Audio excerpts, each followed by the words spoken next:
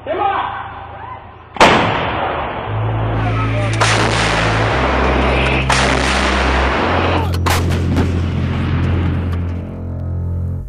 kali Indonesia mengumumkan kabar besar soal alutsista, ada satu tetangga yang pasti gelisah. Yap, Malaysia. Kali ini bukan soal olahraga, bukan soal klaim budaya. Ini soal senjata berat dengan daya tembak 40 km yang bisa mengubah peta kekuatan Asia Tenggara. Sebuah meriam berkaliber 155 mm bernama Caesar Self-Propelled Howitzer atau SPH Caesar. Nah, Indonesia baru aja membuat langkah berani yang bikin dunia pertahanan ASEAN melirik keras. Bukan sekedar membeli, tapi juga memproduksi sendiri dan menguasai teknologinya. Dan kalau kalian pikir ini cuma kabar buat TNI AD, tunggu dulu. Pengalaman nyata Caesar di medan perang Ukraina membuktikan bahwa sistem ini bukan sekedar alat, tapi bisa menjadi mimpi buruk bagi lawan. Kabar ini datang langsung dari Paris di ajang Eurosatory 2024. Pameran pertahanan terbesar di dunia. Nah, di sana Indonesia menandatangani Letter of Intent atau LOI untuk pembelian tambahan unit Caesar, sekaligus membuka peluang produksi dan transfer teknologi lokal. Jadi kalau kalian ingin tahu kenapa langkah ini bisa bikin tetangga iri, sekaligus mengubah strategi pertahanan Indonesia, pastikan tonton sampai akhir dan subscribe sekarang, karena kita akan membahas semua fakta, angka, dan rahasia di balik mimpi buruk 155 mm Caesar ini.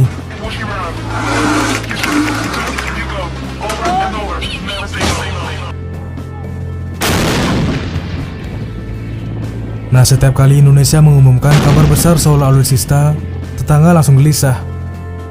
Kali ini fokusnya adalah Howitzer Swagerak Caesar buatan Perancis. Senjata yang tidak hanya mengubah kemampuan tempur TNI AD, tapi juga memengaruhi dinamika pertahanan regional.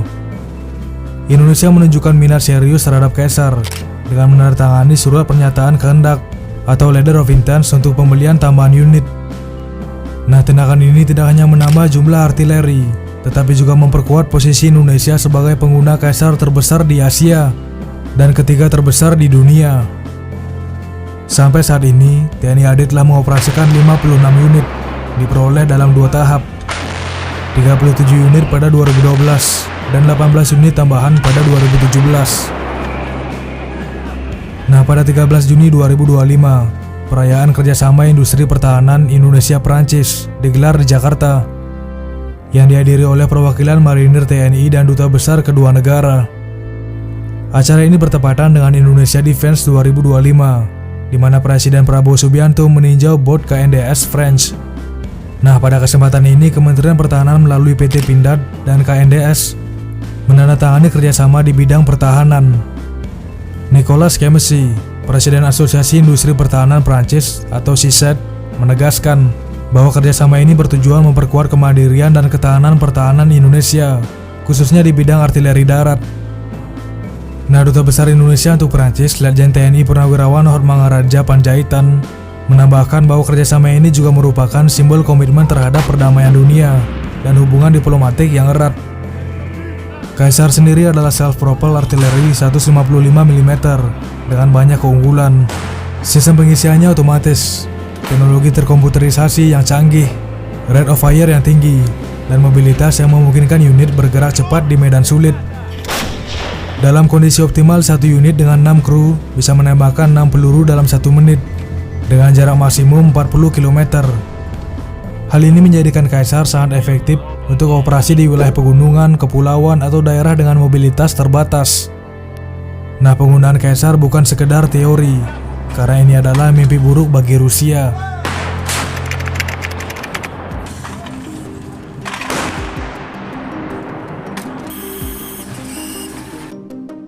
Kalau selama ini kita cuma membayangkan Caesar sebagai alat canggih di TNI AD, maka pengalaman di Ukraina memberi gambaran nyata tentang bagaimana sistem ini bekerja di medan perang. Bayangkan, prajurit Ukraina yang mengoperasikan Caesar sampai menyebutnya sebagai mimpi buruk bagi tentara Rusia. Bukan sekedar klaim, tapi fakta yang tercatat, Prancis berkomitmen mengirim 78 unit Caesar ke Ukraina. Dengan 49 unit sudah aktif beroperasi. Nah, dalam konflik yang mematikan, artileri memainkan peran vital. Diperkirakan 70% korban di Ukraina terkait tembakan artileri. Dan Kaisar terbukti meningkatkan efektivitas tembakan secara signifikan. Integrasi drone ke sistem operasi artileri membawa revolusi. Kini unit bisa melakukan pengawasan real-time sekaligus menembak dengan presisi yang tinggi. Nah, transparansi medan perang ini membuat manuver musuh jadi lebih sulit, sekaligus memberi keuntungan strategis bagi Ukraina. Kaisar juga unggul dalam mobilitas. Sistem Shot and Scoot memungkinkan 6 peluru ditembakkan dalam kurang dari 1 menit. Lalu unit langsung berpindah lokasi agar tak mudah dibalas musuh. Dengan jarak tembak maksimum 40 km, sistem ini mampu menyerang target dari jauh dengan presisi yang tinggi. Beratnya hanya 18 ton, bisa diangkut pakai C-130 Hercules, dan tetap siap tempur dalam waktu 87 detik.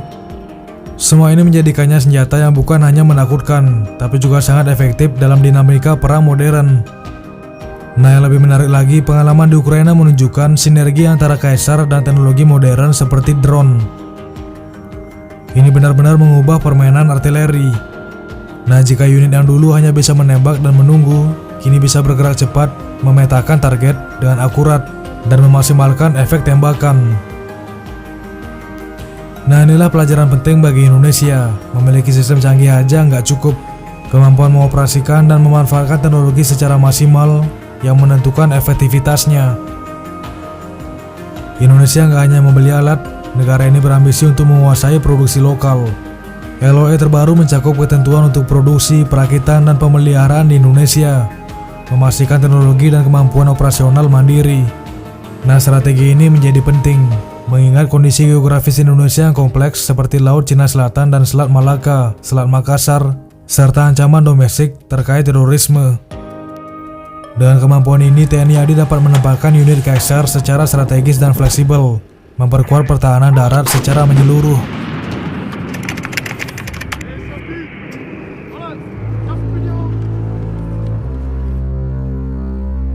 Sementara kabar gembira datang dari Indonesia, tetangga kita Malaysia menghadapi situasi yang berbeda. Negara ini membatalkan rencana akuisisi Yavuz 155 SPH dari Turki, meski sempat menegosiasikan pembelian dengan beberapa pihak, termasuk Amerika Serikat, Perancis, dan Slovakia. Nah, pembatalan Malaysia ini menegaskan celah strategis yang dimanfaatkan Indonesia untuk memperkuat posisinya sebagai pemilik artileri beroda canggih di Asia Pasifik. Nah, secara teknis, Yavuz adalah self-propelled 155 mm berbasis Truckman 6x6. Kabin berlapis baja untuk 5 kru, membawa 18 amunisi, mampu menembakkan hingga 40 km dengan waktu tembak pertama 60 detik, kecepatan maksimum 60 km per jam, dan jarak jelajah 600 km. Namun dibandingkan Kaisar, Yavuz belum memiliki integrasi drone, sistem pengisian otomatis secepat Kaisar, dan belum teruji di medan perang yang nyata. Nah, Kaisar dengan pengalaman operasi di Ukraina terbukti lebih unggul dalam mobilitas, presisi, dan adaptasi di medan. Nah, produsen Kaisar KNDS Prancis telah meningkatkan kapasitas produksi dari 2 unit per bulan sebelum perang Ukraina menjadi 6 unit per bulan pada 2024 dan menargetkan 8 unit per bulan pada 2025 ini, atau sekitar 70-80 unit per tahun. Nah, artinya pesanan tambahan Indonesia dapat dipenuhi tanpa mengganggu produksi global, sekaligus menegaskan posisi Indonesia sebagai pengguna strategis utama di Asia. Nah, nggak hanya artileri, Indonesia juga menunjukkan minat membeli kapal selam Scorpion dan frigate ringan dengan pembangunan lokal di PT PAL yang mencakup transfer teknologi. Strategi ini selaras dengan pendekatan pada Kaisar, bukan sekedar membeli, tapi menguasai kemampuan produksi dan operasional. Nah, sejak 2012 hingga kini, 56 unit Kaisar telah diintegrasi ke 3 batalion artileri TNI AD, ditempatkan di lokasi strategis untuk meningkatkan mobilitas, presisi, dan kapasitas serangan darat. Dengan pesanan tambahan, kemampuan TNI AD dalam menghadapi ancaman regional akan semakin optimal, menjadikan Indonesia salah satu kekuatan artileri paling canggih di Asia Tenggara.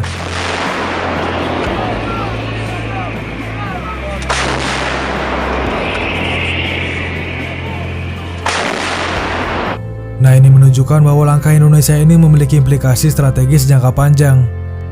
Dengan menguasai produksi, negara nggak lagi bergantung sepenuhnya pada pemasok luar.